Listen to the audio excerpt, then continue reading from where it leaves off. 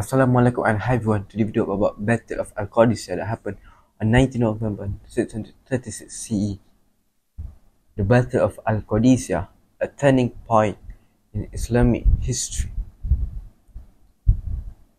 In the year 636 CE, on the plains of Al-Qadisiyah, a battle took place that would change the course of history.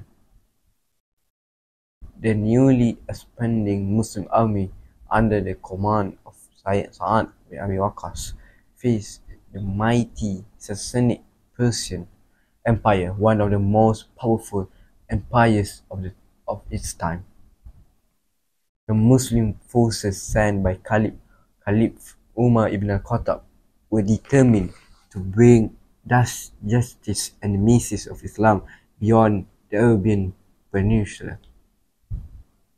The Sassanids, led by Rostam Farrukzad, came prepared with war elephants and heavily armed soldiers, confident in their strength and experience.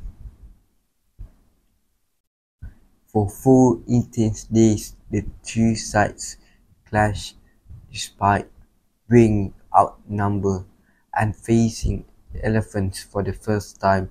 The Muslim army fought with courage, discipline, and unity. Eventually, this tide turned. The Muslim forces managed to confuse the elephants and break the Persian lines. Rustam was killed and the Sassanid army collapsed. This decisive victory at Al-Qadisiyah opened the path for the Muslims to eventually capture Stepsion, the Persian capital marked and the beginning of the end of the Sassanid Empire.